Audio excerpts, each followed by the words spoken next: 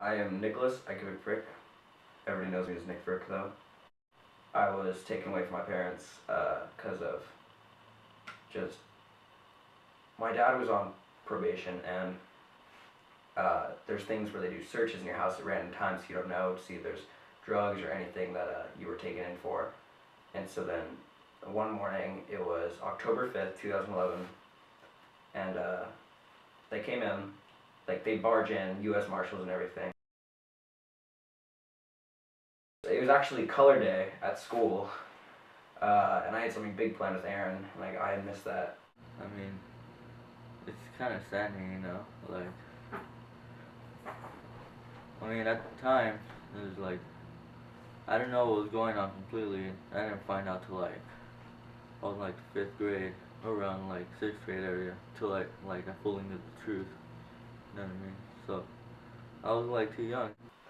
And then so then I ended up going into my neighbor's house. They held me there while they arrested my dad and my mom.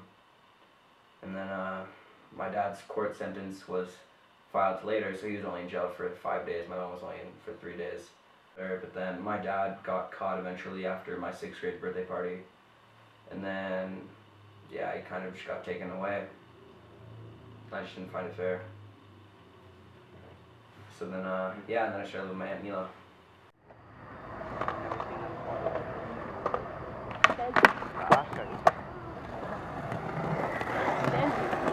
How do you think skating has helped you out in going through the times of your life without your parents or?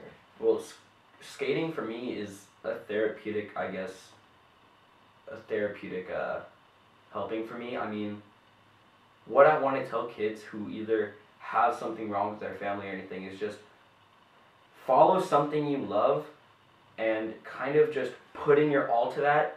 You know, still focus on school, still focus on your necessities, but focus on that, man, because if that's something you love and people tell you can't do it, show them wrong. Tell them you can do it, you know, because people still tell me to this day, like, you're not going to go anywhere with skating.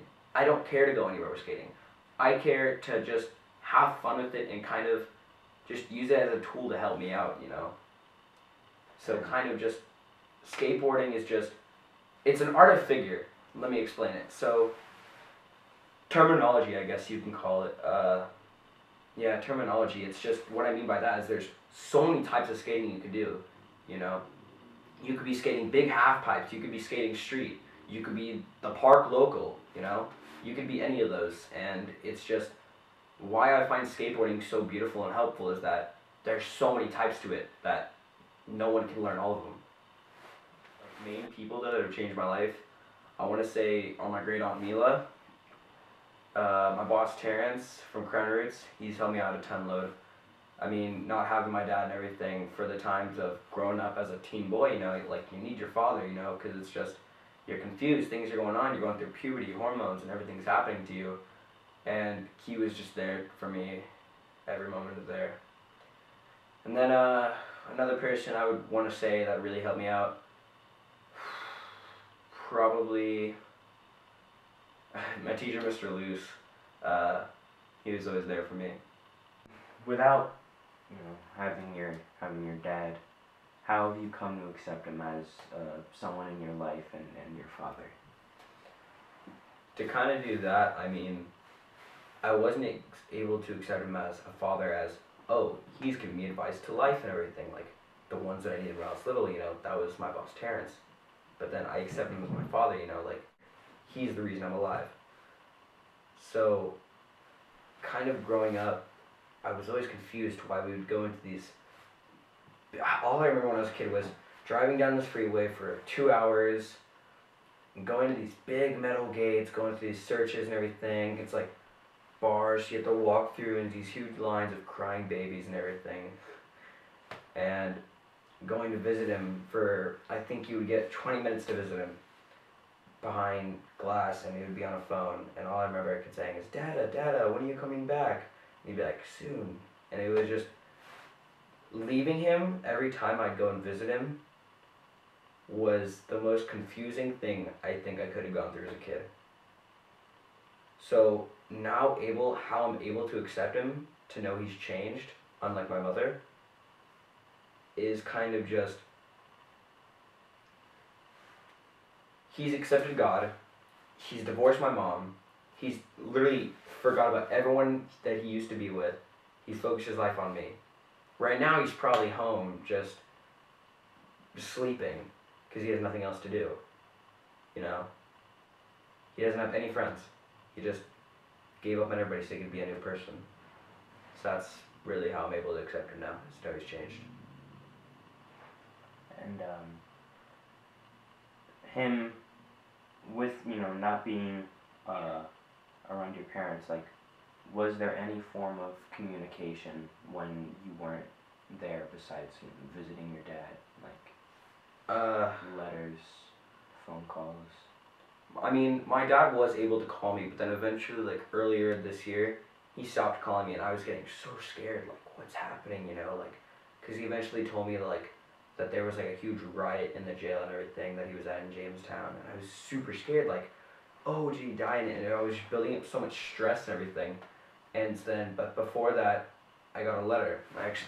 What I used to do was, I used to keep all my letters in my wallet, and every new one to keep in my wallet. So this was the last one he wrote me when he was last in jail, but now that he's out, I still like to keep it. So this is from April 18th, 2015. And then just kind of every morning I like to read this, but then not if I'm with my friends, because it's just like, I just start to tear up, kind of thinking like, he's finally back. And the day he did come back, when we planned that surprise for you, like, when we were telling you there was a big surprise, like, what was going through your mind, and when you saw him, like, what was your reaction to when you first saw him? Like, what When came I to your first head? saw him, when I first saw my dad, when you guys surprised me, a huge flash in my head went on, and it's kind of just remembering all the times I visited him. Like every single time, from when I was a little kid, the first time I can remember to the latest time I can remember visiting him, just kind of all went in a flash, and then he was right there in front of me.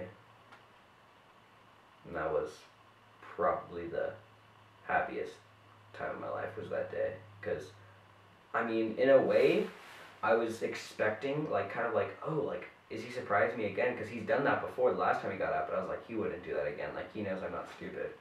But, I was stupid, and I didn't see it coming. It was a great surprise. It's something that he's been wanting for like a few years. It's something like, I'm pretty sure he felt so incomplete without his dad.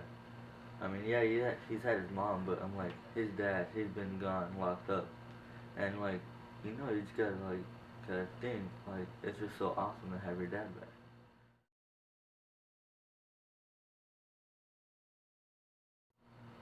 You might be too young to remember, but or even just back in elementary school, what were your first thoughts when you saw Nick Frick?